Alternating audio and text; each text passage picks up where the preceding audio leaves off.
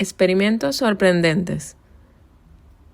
En el pasado existieron muchos experimentos científicos que iban en contra del código de conducta ética que hoy en día regula las prácticas en las investigaciones psicológicas. Y aunque muchos de ellos ayudaron a entender aspectos del comportamiento humano, no siempre fue así. ¿Hasta qué punto nuestro entorno puede influir en el comportamiento humano?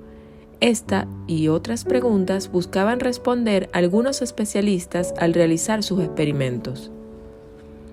Desde experimentos inspirados en los juicios de Nuremberg por los crímenes de guerra del nazismo, hasta un paraíso de ratones para estudiar los efectos de la superpoblación y aplicarlos a la sociedad humana. Son algunos de los tantos existentes en la historia de la humanidad. En 1963, el psicólogo Stanley Milgram se inspiró en los juicios de Nuremberg por los crímenes de guerra del nazismo para realizar un experimento sobre la obediencia a la autoridad. A este investigador estadounidense le llamó la atención el hecho de que la defensa de los acusados ante crímenes terribles siempre se basaba en la obediencia a sus superiores. Milgram utilizó el engaño con el objetivo de explorar si realmente existía algo malvado en los nazis, o si cualquier persona podría cometer actos terribles contra otros. Para comprobarlo, reclutó a 40 voluntarios y les dijo que iban a participar en un experimento sobre la memoria y el aprendizaje. Fueron agrupados en parejas y les dijo que uno sería el profesor y otro sería el estudiante. El estudiante era llevado a otra habitación y al profesor se le pedía que pusiera a prueba su memoria con un test. Si el estudiante se equivocaba, el profesor debía castigarlo con una descarga eléctrica desde los 50 voltios hasta los 450, una potencia máxima que estaba señalada como peligro, choque severo. Estas descargas eléctricas eran falsas, pero los profesores no lo sabían. La comunidad científica quedó asombrada con los resultados de este experimento. El 65% de los participantes llegó a ejecutar la descarga final máxima de 450 voltios. No hace falta que una persona sea malvada para que participe en un sistema malvado. La gente ordinaria puede ser fácilmente integrada en sistemas malévolos. Eso dijo Milgram en una entrevista a la BBC.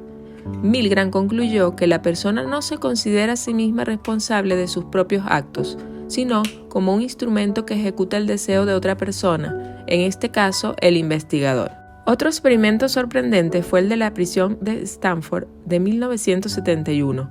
Fue dirigido por el profesor de psicología Philip Zimbardo y su finalidad era investigar el efecto psicológico de la percepción del poder. Los investigadores dividieron a los participantes en dos grupos y les asignaron aleatoriamente el papel de guardia o prisionero. Luego fueron ubicados en un ambiente similar al de una cárcel, y se les dijo a los guardias que no podían utilizar la violencia física, pero debían mantener el orden. Si algún prisionero escapaba, el experimento se acabaría. Lo que sucedió dejó a todos sorprendidos. La brutalidad y el maltrato psicológico de los guardias hacia los prisioneros fue tan intenso que tuvieron que ponerle fin al experimento mucho antes de lo planificado. Incluso el propio Zimbardo admitió que fue partícipe del maltrato al asumir su rol de director de la prisión. Este experimento demostró cómo una situación o un sistema puede condicionar el comportamiento de un individuo supuestamente ejemplar o bueno.